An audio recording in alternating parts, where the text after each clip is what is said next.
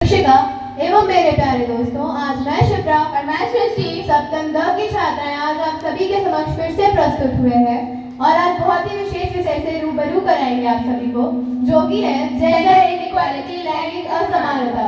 आज के युग में सबसे जानी मानी असमानता है लैंगिक असमानता। वैसे तो सभी लोग कहते हैं India is a democratic country, but it is true that we really enjoy equality?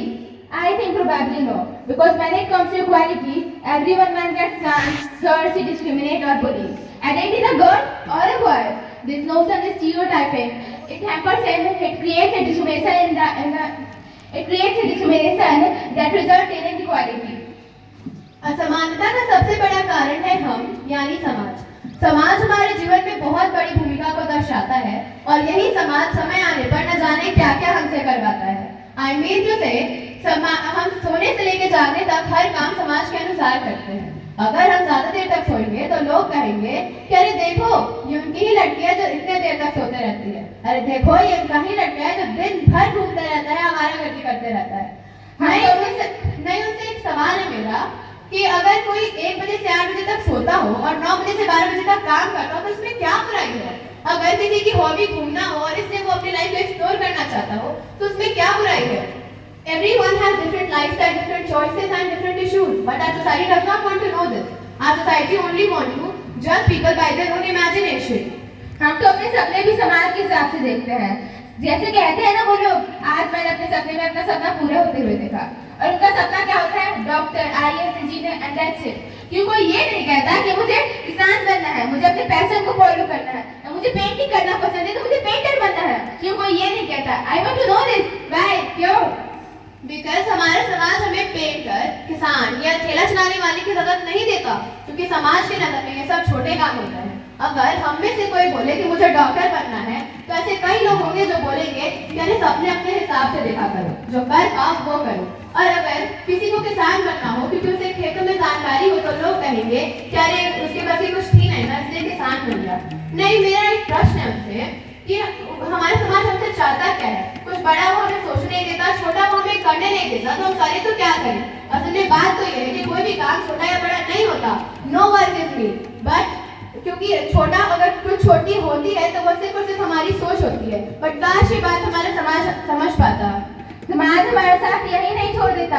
Profession तो प्रोफेशन किस जेंडर के लिए क्या होना चाहिए वो भी समाज ही डिसाइड करता है। जैसे मल्टीटास्किंग, प्लानिंग, ऑर्गेनाइजिंग, ये सब के लिए गर्ल्स को ट्रेन किया जाता है। बॉयज को क्यों नहीं? हमें बचपन से सिखाया गया है pink is a girl colour and blue is a boy colour. हर दिन कोई एक नया किस्सा लेके आएगा, तुमसे कोई एक नई बात कह के जाएगा। Oh why don't cry, be strong, you are a boy. इतने जोर से मत हंसो, इतने लड़कों की दोस्त मत बनो, इतने पोस्ट मत क्या करो रोज। ये सब होता है लड़कियों के साथ। यही है हमारा डेमोक्रेटिक कंट्री, जहाँ आज भी इतनी टेक्नोलॉजी के बाद भी कहीं ना कहीं जेंडर इनइक्वालिटी हो ही जाता है। असल बात तो ये है कि आज तक कभी जेंडर इनइक्वालिटी हुआ ही नहीं है, कभी आज तक इक्वालिटी अच्छे से हुई ही नहीं है। हमारे पेरेंट्स कर्जा उठाते हैं तो बेटों की पढ़ाई के लिए और बेटियों की विदाई के लिए। हमारे सोसाइटी में आज्ञाकारी सबसे बड़ा टाइटल है जो एक औरत को मिलता है, बहू है बेटी, क्योंकि उसे सिर्फ और सिर्फ एक लड़की का, एक आदमी का कहना मानना होता है। क्यों? हम कैसे जीना चाहते हैं, क्या बनना चाहते हैं, क्या अपनी लाइफ में करना चाहते हैं, उसके लिए हमें किसी आदमी की परमिशन की जरूरत नहीं होनी चाहिए। हमारी पहचान सिर्फ और सिर्फ हमसे होनी चाहिए, ना कि किसी और से। ऐसा नहीं है कि अभी भी लड़कियों को भेदभाव किया जाता है, लड़कियों की शादी में उतना ही भेदभाव किया जाता है। इस विषय को और अच्छे से समझाने के लिए हम आपके समक्ष एक डिबेट प्रस्तुत करना चाहेंगे, जो कि कुछ इस प्रकार है। तुम क्या जानो कितनी प्रॉब्लम्स होती है हम लड़कियों के लाइफ में? हाँ, तुम तो ऐसे कह रही हो कि सारी प्रॉब्लम लड़कियों की लाइफ में होती है। हम लड़कियों की लाइफ में प्रॉब्लम्स होती हैं?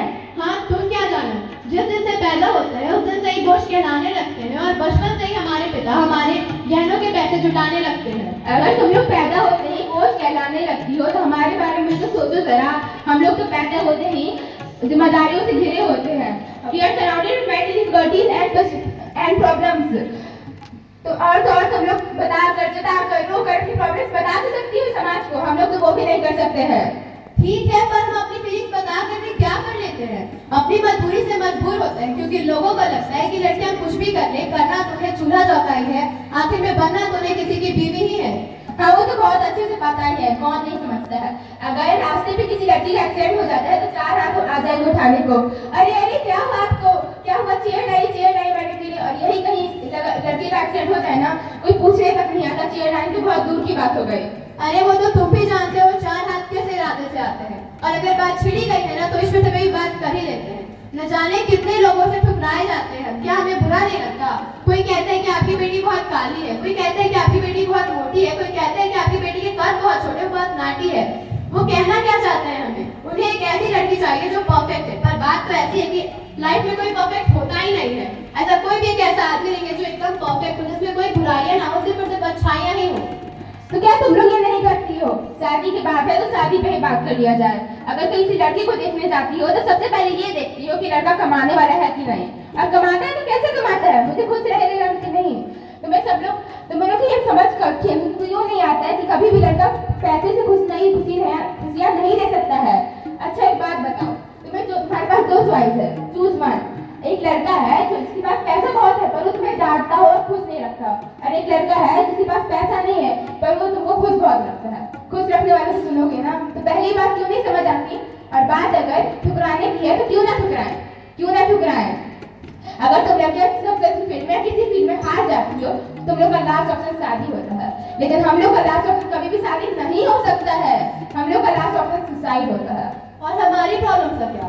फैमिली प्रॉब्लम, सर्टिफिकेट, संस्कार, फियर एंड डिप्रेशन। लोगों के लिए जिए या खुद के लिए जिए, बचपन से लेकर आज तक लोगों के बताए रास्ते पर ही जी रही हैं हम लड़कियां। तो फिर हमारी प्रॉब्लम का क्या? Fake smile, family problem, money problem, less supporter, minimum liver और ना जाने कितने। पता है हमारे साथ क्या होता है? पेरेंट्स को अपनी इज्जत की फिक्र है और समाज को है ही मोटिवेट करने के लिए देश का फ्यूचर बस बोल कर फैक्ट्री चलाए जा रहा है, जहाँ हर एक लड़की की सोचने की पावर 0 हो चुके हैं। और अगर बच्चा लास्ट में गिव अप कर देता है तो 2 दिन रोएंगे फिर उसी को खोसेंगे, अरे सही नहीं पाया, अरे सहने लायक छोड़ा कहाँ आपने, बचपन से ये मत करो वो मत करो, तो फिर दुनिया देखी कहाँ है, हमारी सेवा करो, अरे आपकी दुनिया देखने दी कहाँ है। इतने तो कमेंट्स कोई रोबोट फॉलो नहीं करता जितने एक लड़की को अपनी लाइफ टाइम में करना पड़ता है।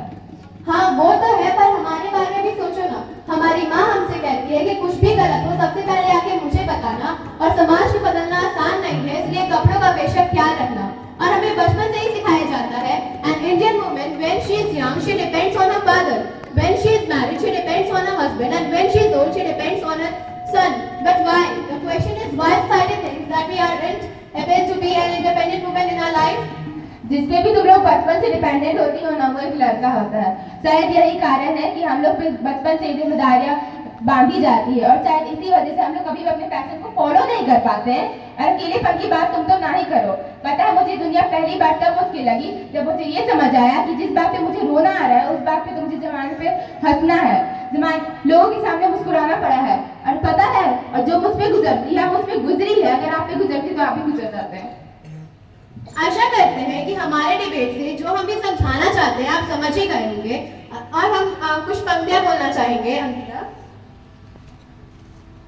लड़कियों, मैं तुम्हें प्रेरित करने के लिए अपने इतिहास की कुछ महान नारियों की उदाहरण देना चाहूंगी कि जहां झांसी की मन्नू उठा तलवार बनी थी लक्ष्मीबाई, उसी तरह पर आज की नारी पे क्यों है सकुचाई।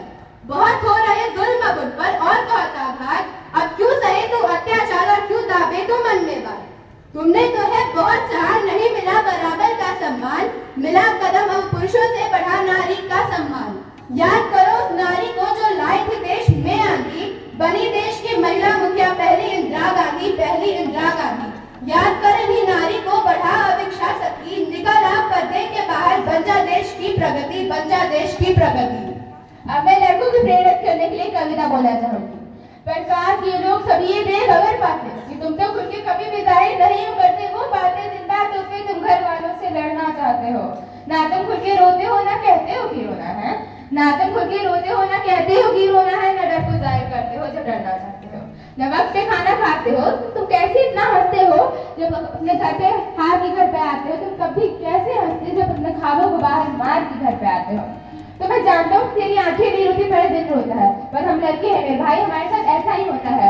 चोट बाहर लगी है दिल में तुझे नहीं होना चाहिए उसका दर्द। और ये लड़कियों की तरह क्या होता है, मर्द बन मर्द, तू घूम के देख थोड़ा तुझे आवारा कह देंगे, कोई गलती हुई तुझसे तुझे नकारा कह देंगे।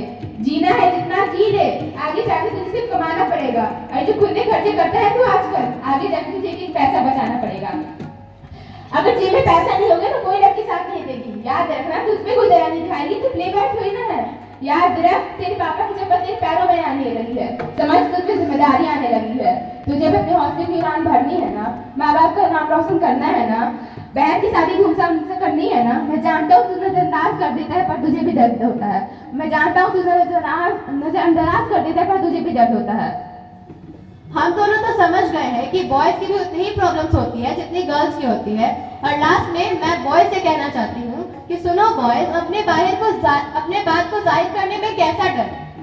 किसने ये प्रूव कर दिया या बोल दिया कि लड़के रो नहीं सकते, लड़कों को दर्द नहीं होता? और वैसे भी ये जो अकेलापन है ना, हमेशा रहेगा, बताने के बाद भी और बताने से पहले भी। तो लोगों के बारे में मत सोचो, क्योंकि लोगों का काम है केवल बात बनाना। और किसने ये कह दिया कि ये काम सिर्फ लड़कियां कर सकती हैं और ये काम सिर्फ लड़के? कोई भी काम किसी जेंडर को डिस्क्राइब नहीं करता। सक्सेस किसी के भी पैर चुम सकती है, बस वो काम मन और लगन से होना चाहिए। सुनो लड़कियों, एक बात तो मैं आप सबसे कहना चाहूंगी, हमेशा अपनी फर्स्ट प्रायोरिटी सक्सेस को ही रखना, स्टडी को ही रखना। क्योंकि आगे जाके कभी भी रिग्रेट नहीं रह जाना चाहिए कि जो लाइफ में करना चाहती थी नहीं कर पाई। हमेशा अपनी प्रायोरिटी फर्स्ट में सक्सेस ही को रखना। और जहाँ तक बात सक्सेस की, बात तो बिल्कुल सच है कि सक्सेस कभी भी जेंडर को डिस्क्राइब नहीं कर सकता है। एक बात तो मैंने कहीं सुनी है कि एक फैमिली में एक लड़का या लड़की, एक बेटा या बेटी जो जरूर होते हैं, जो एक ऐसा कदम लेते हैं ना जिसके लिए पूरे फैमिली को कंडीशन बदल देते हैं। और ऐसा नहीं है कि हमेशा सक्सेस के लिए जीना चाहिए, खुशी के लिए भी जीना चाहिए। लाइफ में एक बात तो पक्की है, लाइफ में चैलेंजेस तो आएंगी, उसको मैनेज करते हैं, फोकस हैप्पीनेस पे करते हैं। क्योंकि आगे जाके मुझे लाइफ में ये रिग्रेट नहीं चाहिए कि लाइफ छोटी सी लाइफ थी, सोच के गुजार दी। मुझे लाइफ को जीना है, जी भर के हर एक लम्हे को, ताकि कल को मैं उनके पीछे देखो ना तो कह सके लाइफ तो जी है तूने, जी भर के हर एक लम्हे को। हमेशा याद रखना, जितनी बड़ी सपना होगा